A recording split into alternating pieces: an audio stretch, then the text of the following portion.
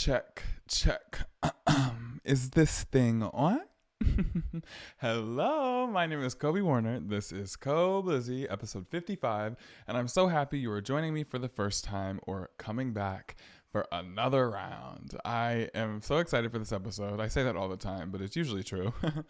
This week, I'm going to be discussing the Grammys. I'm going to be talking about Black History Month and a movie that I saw that I feel coincides well with that conversation.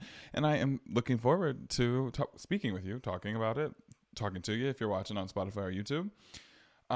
If you're looking at me, I'm wearing this cute little sweater vest, I think this is called. My dad gave this to me, like shrunk or something. It didn't fit him anymore. Cute little men's little sweater vest moment. I don't usually wear V-necks because I have a bird chest, but things change. Sometimes a bird chest can be, I don't know, cute. Also, I thought this meant that I had a bird chest because you could hear the knock, but apparently everybody's chest is hard in the center. So what makes it a bird chest if you don't have any pectoral muscles? Because if that's the case, then I'm working on it. Anyway, this is not the song of the week. Before I talk about the Grammys and Black History Month, probably Black History Month before the Grammys because it's, more important. I'm first going to discuss the song of the week. What is it? It's funny. I actually just realized I didn't think about what the song of the week was going to be when I sat down today. So I'm going to do it off of the top of my head. My song of the week is going to be, I think it's going to have to be something from SOS by SZA. SOS came out in December 2022. And I loved that album immediately. I was already attached to Control. And so I was looking forward to SOS, and I was anticipating its release. So I listened to it as soon as it came out, and I really liked it as soon as I listened to it. Excuse me. I had a, when you burp and it's carbonated?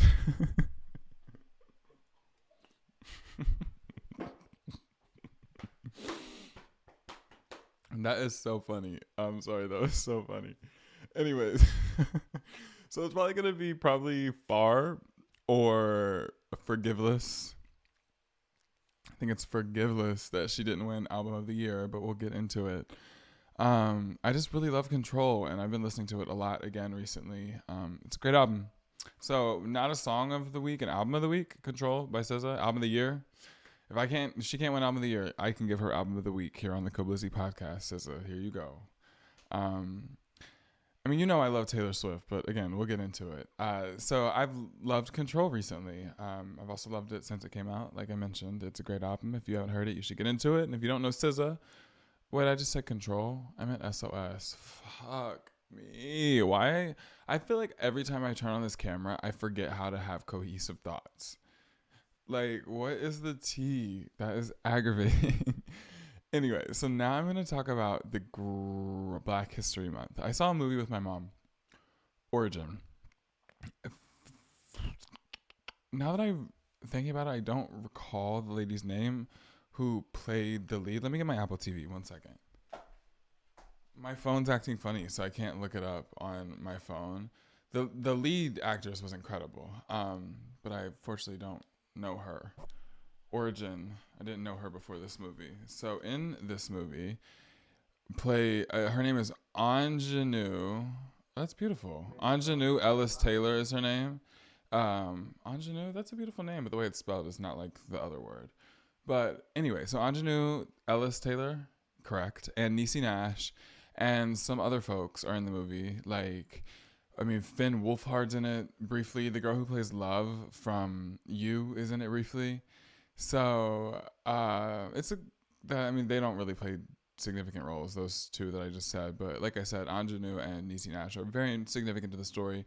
But it follows Ingenue. She's a writer, and she's a very smart woman, and she basically, investigates. It sounds like a huge reduction to say the history of oppression, but that's kind of what it is. She makes an argument that all oppression is rooted in a similar ideology. And that movie, while not just focused on Black people, she is a Black woman. It's based on a true story about a book that was written by a Black woman, published in 2020, about her real findings. This is a true story. The movie's directed and written by Ava DuVernay, who did her big one on this. Origin, it was really, I was floored watching this movie. And I mean, I'm sure the timing of them putting it out near Black History Month was not an accident because it's topical. But it was entertaining, it was heartfelt, it was loving, it made you fall in love with the characters, but you also learned. And it didn't feel like education. You were just watching these stories and learning as you absorbed it, if you were paying attention. And me and my mom really loved the movie. We showed up like literally 30 seconds after it started playing. Like we walked in during the intro. But Origin, I mean, was really 10 out of 10. I give it 5 stars on Letterboxd. Like I have nothing to say. Some people, I mean, I don't know if there's any negative comments about it. I haven't seen them. I haven't gone in search of them. But I really didn't find any flaws with that movie. It felt like it made it painfully clear and obvious what points it is that this woman was trying to make. And her points, to me, in my opinion, were poignant. And like I said, this movie doesn't relate directly to Black History Month, but I just wanted to mention it because, I love to talk about movies here. And I wanted to mention it in congruence with a conversation about how it is now February. I'm taping this episode on Tuesday, February 6th. And it's Black History Month. Happy Black History Month. I feel like life, Miley Cyrus is a funny person to bring up right now. I'll talk about her more when we're talking about the Grammys, but she just said this one thing in this interview with Apple Music and Zane Lowe one time, and she said, I say goodbye to the person that I am on any given day every night before I go to sleep, because when I wake up the next day, I will be a different person. And this isn't directly applicable to this conversation, but what I mean by bringing up that quote is that I feel that I learn something every day. I feel that I change so much as a result of these things that I learn. I feel like you genuinely do. I feel like my worldview is changed all the time by little minute facts and details that I learn, just because it puts things further into perspective. I feel like growing up is just living and gaining more context. I feel like growing up is contextualizing all of the things that you know, or think you know rather, and learning more about the details, because truly none of us know everything. It's impossible to, there's so many experiences happening at any given moment all at the same time. And it would be impossible to keep up with everything. And I think it's also overwhelming to try to keep up with everything all the time, whether it be politics, world issues and conflicts. And reading the news, I read the news, and it's sad to see like everything that happens and everything that goes on, all the oppression that exists and occurs, all the people that die, and all the horrible things that happen for next to no reason. And usually the reason that's next to nothing is money. Money is usually the reason for a lot of the things that happen, heinous or otherwise, in the world nowadays, especially in America.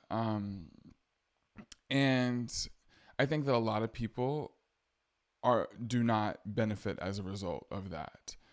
And I think Black people are one of the many. This Black History Month, I do not want to take up too much space. And what I mean by, I want to take up my space. The space that is mine, I will take up. That's not what I mean. What I mean is that, and calling back to learning something every day, and that Miley Cyrus quoting a white woman to talk about Black History Month, you guys, here I go. They're going to call me a half-breed. I'm mixed. I'm biracial, if you haven't gathered that, by, I don't know, things that I've said, if you haven't been here before, the way that I look. And the way that I look is something that I want to speak to. And it's a point that has a lot to do with the learning that, happens every day. Something I've learned over the years, and with more and more context as I get older, contextualizing this idea and this experience, making it make more sense as time progresses, a little bit more each time, gradually. See what I'm saying? It grows. Like a plant. That's an analogy I'll bring up a little bit later when talking about Victoria Monet. It grows. I realize now that it is not wise, nor is it in my best interest or in the best interest of the Black community, for a person like me to center myself in any conversation discussing blackness or the oppression of black people. I am a person of color. I am perceived as such, but I am a person that experiences a specific kind of racial privilege.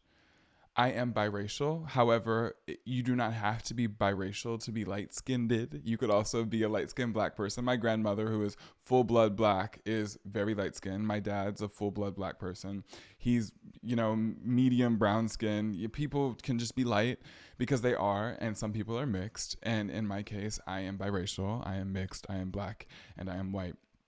And it is not wise for somebody like me to center myself in these conversations. Now, I will always stand up and stand with my black brothers and sisters, non-binary, they dems, it's all the folks. Zize, I'm baby, all the black folks. I am standing up and I am standing with you. But my role in conversations like these most of the time should be uplifting voices of my brothers, sisters, and otherwise that are more oppressed than I am. And I don't mean for lack of a better phrase, more oppressed than I am. What I mean by that, and again, calling back, I'm ADHD, I can't stay on one track. Calling back to what I said about the privilege, a specific kind of racial privilege I hold as a mixed person, but specifically as a light-skinned person, is that I am closer to the Eurocentric standard of beauty and standard of comfortability that is typical with white people, specifically white Americans. And so, I love Zendaya. In my first song, I said, I'm a bad little mixed bitch, call me Zendaya. But let's talk about that line. I'm a bad little mixed bitch, call me Zendaya. Zendaya, again, I love her, is one of those actresses that women of color who have been able to reach huge heights. She's in huge movies, huge franchises, Marvel, Dune. She does big things. And she is a light-skinned black woman. I'm not saying she's not talented. I'm not saying she doesn't deserve her career or euphoria or everything that she's received, because she was smart. She was hardworking. They built her her public persona in the beginning of her mainstream career off of red carpets and fashion looks. What's Zendaya gonna wear? What's Zendaya gonna wear? She had a smart team, a fantastic stylist in Law Roche, and she is a talented actress, a talented singer, a great dancer, a beautiful, charismatic woman. But she also has the privilege of being mixed. She also has the privilege of being a light-skinned woman. Yara Shahidi is another one that I can think about who's reached huge mainstream success. Tracee Ellis Ross is mixed. Diana Ross, her mother, is a light-skinned woman who was famous way back in the day, and she might not have been had she looked a little bit different, you guys. And so I just want I made an episode called Colorism and Privilege, and I used an anecdote from the Real Housewives of Potomac to talk about this, and again, have a similar conversation where I shouldn't be the center of conversations like these, but this is how I feel, and this is how I want to stand with you and be with you, and this is how I'm letting you know that I learn and I know better, and when you know better, you do better, And it's just not, I've seen people on Twitter. And I don't know if I mentioned on here, but I mentioned somewhere to somebody that I don't have Twitter on my phone anymore because that app is a scary place. But I have it on my computer, and sometimes I'll go on my computer or on the website or whatever. And I happened to be on there the other day, and I saw people, going so far as to make jokes being like, if you don't have 4 black grandparents, it's not Black History Month for you. It's just February. And I don't have 4 black grandparents. I have 2 black grandparents and 2 white grandparents. And so it's just, and I don't know either of the men. They were dead long before I came along, or around rather. And so, it would be, to be a mixed person or to be a light-skinned person is to experience a certain level of teasing from black people who aren't mixed. Or light-skinned. I feel like light-skinned boys get a bad rep too. Maybe it's justified. And by bad rep, I don't mean it's undeserved, just to be clear. I said maybe it's justified. It is justified. All the stereotypes and whatever is what I'm referring to. The jokes, the fun poking. I don't mean anything like ridiculous. That's kind of part of it. And what I've learned is that I don't know. I'm not offended. I get it. I understand that there might be resentment towards the way light-skinned people are propped up and the way light-skinned people speak for the Black community and the way light-skinned people are often pushed to the front. The Rosa Parks situation, the whole archetype of, a woman being asked to move from her seat on the bus, that happened long before Rosa Parks. But Rosa Parks was the woman they used as their spokesperson because she was light-skinned. The other woman was not. Historically, light-skinned people are seen as more palatable to white America, white Americans, white people in general, because, in my opinion, of this the closer alignment to Eurocentric features, tone and skin, hair, whatever it may be. And so I just want to say happy Black History Month to all the Black people out there, all the Black people listening. This is a time to celebrate. This is a time to stand in your Blackness and celebrate who you are, despite whatever anybody says. The world, the industry, the entertainment industry is what this podcast is about usually. And pop culture, I would say, is changing for the better in terms of racial inclusion. Now, with that comes the resistance of some people who aren't necessarily favorable to that change. And it also comes with certain consequences of the lack of education over the years. The real history of the oppression of Black Americans is not taught fully and completely because the story we know, the stories that we learn in school are already bad enough. To know the full context, to have the full contextualization would make our hearts bleed more and cause more sorrow and sadness for our ancestors. And when you look into these things, watch Origin, by the way. They cover some of that. Watch Origin. It's a fantastic movie directed and written by Ava DuVernay, starring Ingenue, Ellis Taylor, and Niecy Nash, and some other fantastic, talented folks. It was a great cast, great ensemble cast, fantastic performances overall, great writing, and a very clear point, and great motifs. I think it was a beautiful film, just to speak about Origin once more. And they do cover some of the horrible treatments that we don't necessarily know about, that we aren't taught about, that we haven't learned. I don't remember what I was saying about before that. I was saying about all the things we don't know that happened. Or if we knew the extent, how our hearts would bleed. But I don't know where I was going with that. It's just, because we don't know the full history and with the full context of everything that's happened in this country and in the world, there is a lack of sensitivity to this day. After 2020, after George Floyd, after Trayvon Martin years before that, and Breonna Taylor 2020, Sandra Bland before that, all these people that have died over the years, Ahmaud Arbery in my hometown in 2020. Because even with all those things and all this woke awareness that's happening now, there's still a lack of education. There's a lack of context, a lack of contextualization of the Black experience in this country, of the Black trauma that has been divulged time and time again, but never really and truly understood, never truly correctly translated, never properly heard, never properly listened to, never truly respected, just exploited and rewritten and theorized, but never the truth. I don't know. It should be, Happy Black History Month. It's a happy thing, but it's just like there is more inclusion for Black people in the entertainment industry nowadays, but the real work has not been done yet. The real understanding and learning, I think, on a lot of fronts has not been done. Maybe on some, but not on a lot of fronts, has not been completed. And so all you're doing is shoving Black people into spaces that don't accurately understand them, accurately that don't respect them in the true essence of their identity. You're just putting them in spaces that are prone to misunderstanding them in a lot of cases. Now, in cases where, Black people are heading the production and, diversity and inclusion training is being done, those are also instances that are happening. I've also worked in those instances and experienced wonderful treatment. I also haven't experienced those treatment.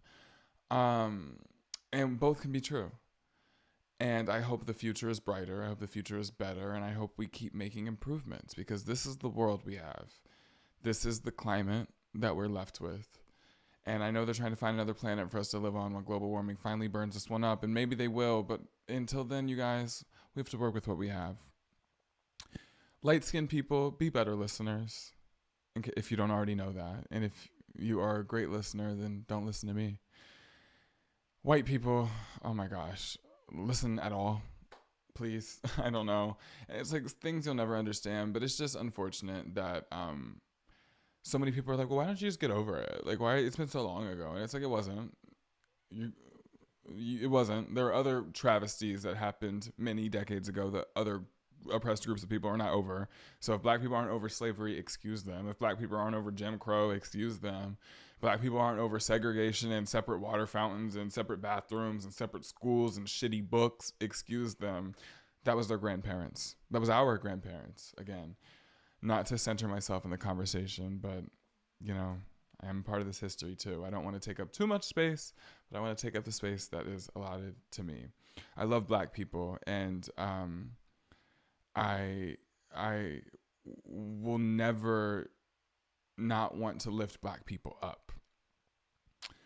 And sometimes I feel that my queerness kind of gets in the way of building meaningful connections occasionally with my family members. Some family members. Some of my family members are incredible, and some of them are less understanding, and I feel like everybody can understand that. I have a hard time sometimes with men just because they don't all appreciate effeminate natured boys. They don't appreciate femininity in people who look like boys or present as such. And so there are challenges there, but I still stand with and stand up, despite all of those things. And I just wish we could all have more compassion, understanding, and better listening ears. And watch Origin. Listening is fundamental. Reading is too, but listening first and foremost. With that being said, before I segue into the Grammys, I'm going to talk about somebody who wasn't at the Grammys, but somebody who is making waves in the industry, Miss Megan Thee Stallion. Her new single, Hiss, debuted at number 1 on the Billboard with over 100,000 copies sold, almost 30 million on-demand streams, all kinds of crazy statistics. It's the fastest selling song 2024 and the biggest solo rap debut for a female ever. Megan Thee Stallion, the queen that you are, keep putting your straws in Hennessy bottles, shaking ass for all who will admire, and wearing those really gorgeous clothes. I don't know who your new stylist is, but she's been dressed down for like the past 2 years, looking incredible always. And I'm telling you, I mentioned last week, that Hiss music video was amazing. The looks, the production, the treatments, the plan, the idea, the concept was giving. Megan Thee Stallion does like high fashion music videos for a diss track. It's like, girl, you ate that. You better do it. She really is that girl. I love Megan Thee Stallion. I love Hiss. Love her whole discography, really. I literally have been like shuffling her discography just in its entirety for like the past couple of weeks now. Just obsessed. That's how I got into her in the pandemic. During the pandemic, 2020, I was like working out a lot and running. And on my runs, I needed something that would keep me like from thinking about how I wanted to die, unalive. and so I was listening to Megan Thee Stallion for the first time. And that was like the Savage EP with BITCH and like songs like that. And the Realer EP was out, and Tina Snow was out. So I was listening to all those back then. But now, of course, we have 2 albums worth of music and a couple more singles. WAP, hit singles, Bongos, Sweetest Pie. Megan Thee Stallion, every verse you write, it's a hit. Every verse. The song that you're on doesn't even have to be a hit, but the verses you're touching, baby, HITS hits. I love you, Megan Thee Stallion. Congratulations on your first solo debut, and a huge one at that. Moving on to the Grammys, I first I want to talk about something that doesn't have to do specifically with the Grammys, but I just want to mention it so I don't forget. Kandi Burruss from The Real Housewives of Atlanta, but also from the world. She's worldwide, bitch. Don't forget. She, on the Grammys award carpet, that was a clunky sentence. On the Grammy carpet, on the red carpet before the show, she announced that she would not be returning to The Real Housewives. I just got goosebumps. I am so corny. I just got goosebumps over The Real Housewives of Atlanta. She would not be returning for The Real Housewives of Atlanta season 15. Season 16? I don't know what season they're about to be on. But after 14 years, 14 consecutive seasons, she won't be back. She is the longest running consecutive housewife of all time, I think. Kyle Richards will beat her eventually. But for the time being, Kandi is the longest running consecutive housewife. 14 seasons, I believe, is what Andy said on his podcast. I listened to this whole clip they posted yesterday. He really paid, Andy from Bravo, really paid a beautiful tribute to Kandi. Talks about how much she has contributed over the years and how kind and gracious she's always been, how much she contributed to production, how she had such thoughtful and important business ideas. He emphasized how much of a mogul she is, how much of a songwriting, music legend and icon mogul she is, writing bills, and no scrubs. Not to mention being a part of Escape, having her own music career. She has a songwriting credit on Break Up With Your Girlfriend, I'm Bored by Ariana Grande, I learned the other day by listening to the song on freaking Apple Music. Because I saw her name in the credits, I looked it up. It's because Ariana Grande sampled a song that Kandi worked on and wrote on in the 90s. I'm like, Kandi Burruss is in the credits of Ariana Grande making coin off of that Thank You Next money, baby. Y'all are not in the same category. Kandi Burruss, you brought so much to Real Housewives of Atlanta. No matter what all those loudmouth people on Twitter say, you gave us the seed of so many huge situations over the years. I don't even need to go into it. Y'all know if you watch the show, and if not, go listen to Andy. He'll tell you all about it. It's on Kandi's Instagram. But I don't know what they're going to do with the cast of The Real Housewives of Atlanta. It's my favorite franchise. Historically has been. I don't know where they're going with it. I hope maybe Nene comes back. I don't know. I know they don't like her. I know people are like, oh, get over it. She's never coming back. But I don't know. I just have hope. And if not, Portia. Don't make me call Portia Housewife Synergy. I love Portia and Nene together. They're so funny. Anyway, so I just wanted to pay tribute to Kandi. She's leaving. She announced on the Grammys carpet, and now I will segue into the actual award show. Well, actually, a couple more red carpet looks. Miley looked amazing on the carpet. She was wearing a dress made out of gold safety pins. Doja looked amazing. She was wearing like a flesh tone dress with her nipples out. Loved it, with fake tattoos all over her. And then when she went in the ceremony, she was dressed like a trucker. It was hilarious, with a hat and a toothpick in her mouth and everything. Miley looked amazing all night. She had huge hair, like the Grammys were in Texas. Huge hair, gorgeous pantsuits, dresses. She wore a gorgeous vintage 2002 Bob Mackie dress. That was from it was a runway. 2002 Bob Mackie dress for her Flowers performance. And her Flowers performance live on the Grammys was my favorite performance of the night. And then I remember, what's the lyric? Started to cry and then remembered, I just won my first Grammy. She ate that up. Like, I love her so much. She's so cute. She danced around. She was referencing Tina heavy with the outfit. Tina and Cher, they used to wear Bob Mackie all the time, but heavy references of Tina in the performance style. And she threw the microphone stand on the ground. There was a great like rock and roll tag on the end of Flowers. Miley's performance was really, really, really incredible. Dua Lipa's was also amazing. That mic was hot, baby.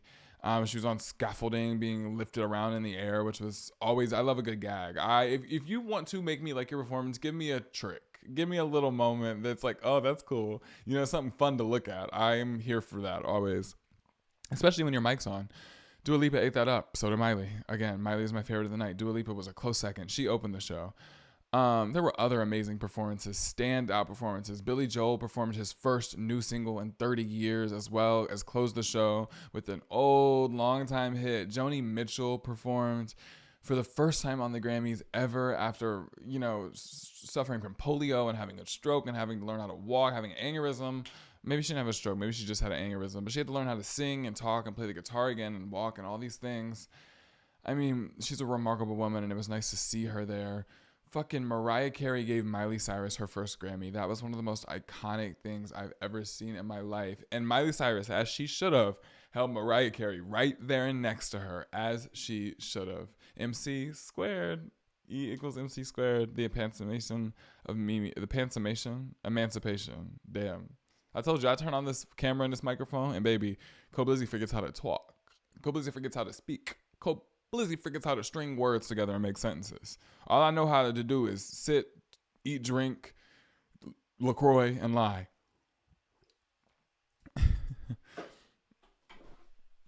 Thwart.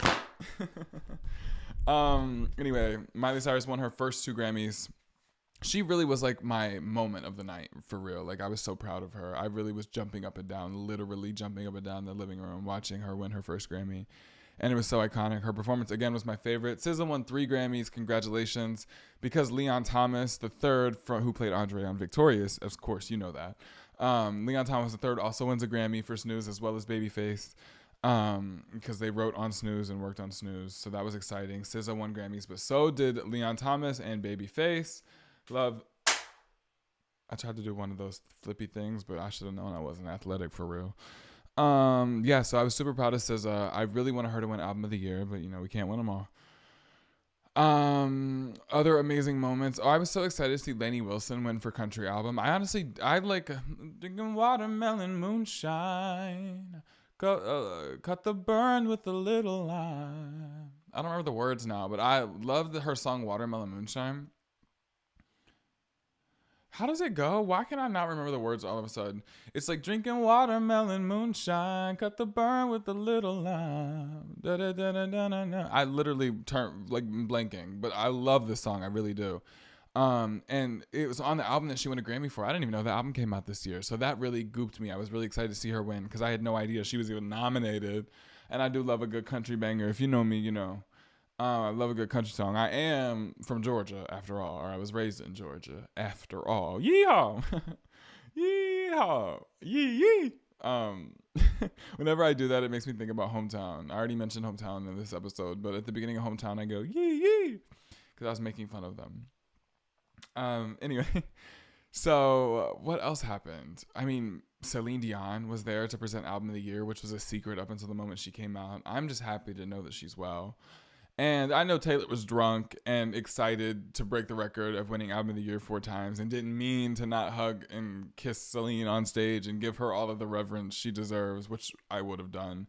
But, of course, 5 minutes later, they put that picture out of Celine Dion smiling and Taylor draped on her. So if Celine's cool, then I'm cool. I'm not going to go too hard about that because I feel like they just want a reason to go hard on Taylor.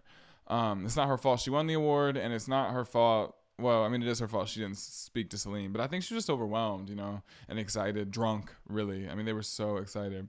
But baby, what was more funny and honestly more significant than her not hugging Celine on stage was the fact that she was dragging Lana Del Rey on that stage by her arm, about to rip the lady arm off by her shoulder, trying to get this lady on the stage, knowing damn well she didn't want to go up there. It was cracking me up. But Taylor Swift won Album of the Year, if you didn't gather that already. Billie Eilish took home 4 Grammys. Congratulations. Beyonce was there. Oh, my God. And we have to talk about how Jay-Z got a special all-black Grammy during Black History Month and then got up on stage and said, Grammys, my wife is the most nominated person ever. Why has she never won Album of the Year? Most Grammys, no Album of the Year. It doesn't make sense. He literally was like, this plus this doesn't this. He was laying it out for them as clear as day. I love Jay-Z for that. I love that her husband rides for her. And then her father came out and was making a statement right behind him in support of Jay-Z. So, hello. She said, my mommy and my daddy, no. My husband and my dad got my back is what I meant. Her mama got her back too. But Tina always be getting on Instagram coming for them folks in the captions. She said, I always got time. But Jay-Z, I'm happy he made time at the Grammys on the stage with that all-black Grammy in his hand. That was cunt. Yeah, he ate that up. And Beyonce was sitting there. People were like, oh, she looks embarrassed. I was like, I don't know. She's shy. She doesn't like when people give her praises. I think she would have been embarrassed. She gets embarrassed when Adele said her name and said she should have deserved the award. I mean, that's just Beyonce's a shy, humble person. I think the fact that her husband was saying it might have made it a little more like, Jay, like, oh my God. But he didn't lie. Nothing he said was untrue. And when he said some of you don't deserve to be here, that was the truth. And when he said some of you will get snubbed, that was also the truth. Speaking of Olivia Rodrigo, who went home with nothing, no awards. But her performance, her mic was on. I respect the mics being on. Her mic was on. So yeah, the Grammys, what else happened? I mean, there really was like a lot of iconic moments. Meryl Streep was there. She presented Miley her second Grammy with Mark Ronson. Both of Miley's Grammys were for Flowers. Um Coco Jones won her first Grammy. Victoria Monet won Best New Artist. I think that actually, I think that actually was the biggest moment for me of the night was Victoria Monet winning Best New Artist.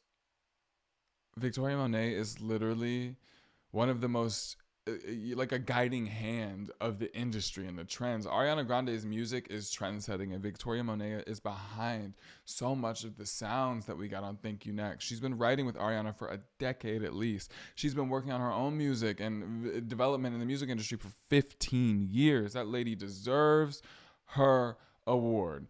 Call her a new artist if you want to. Maybe say she's been bubbling under. I know what they mean is you're new to the mainstream. But I've been listening to Victoria Monet since high school when she put out Jaguar. And that was like 2018, honey. That was 5 years ago. Shaved 5 years off of that 15-year tenure. I wish they would have given her flowers long ago. But better is, or now is late, better than never. Why can't I talk? I was about to say better late than never. Oh, that's what I meant. Better late than never. Yeah, better late than never. They should have given her that shit a long time ago, but I'm happy they're doing it now. So that's probably what I was really excited about. It was nice to see Lizzo. Good to see her. She gave SZA her Grammy for Snooze? For Snooze. So yeah, I really did actually enjoy the Grammys this year. I watched the whole thing. Annie Lennox, she made a statement during the end of her tribute to Sinead O'Connor singing Nothing Compares to You. She said, artist for ceasefire, peace in the world. I think that's beautiful. And I think the Grammy ceremony overall was it was a good time. It was fun. So I liked watching them. I was happy to, keep the TV on, wait till the next, part comes on after the commercial break. It was fun to watch, usually award shows kind of lose me after a while. Manifesting that I'm on the stage one day, singing my own songs with a live mic. But until then, I will continue to support all my faves from afar. I am working on my own music and developing myself as we speak.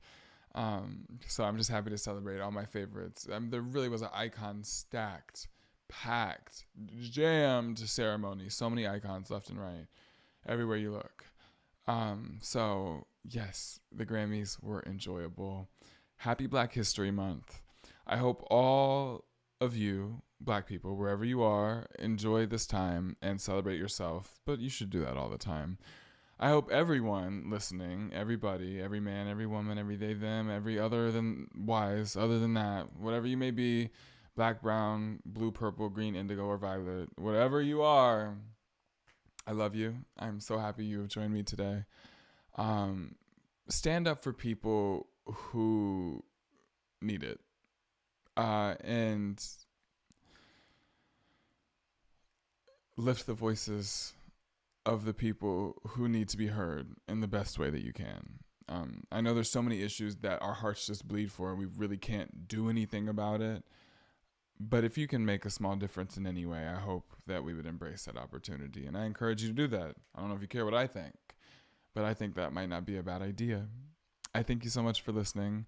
If you're watching on YouTube, you can like the episode. If you're listening on Spotify, you can rate the podcast. If you're listening anywhere else, thanks. Share it with your friends or don't.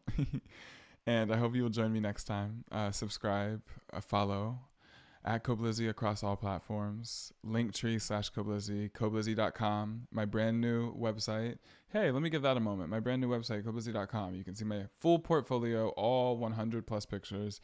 You can see my podcast, which you're already on, so you know how to find that. You can see all my music. You can purchase it if you wanted to, or find streaming platforms to listen to it, or you can write me an email, koblizzy.com, linktree/koblizzy. I hope you enjoyed this episode. 55 at Koblizzy. We're going strong. Halfway to 100. I don't know how much further we're gonna make it past 100, but we'll see. I can't predict the future. You know how black folks be. You know how black folks do. You seen that video of Kiki Palmer? She was like, I took the plastic out my furniture for y'all. You know how black folks do. When she hosted the Soul Train Awards. I think it was the Soul Train Awards a couple months ago. Anyway, you guys, thanks so much for being here. This was Koblizzy. Out.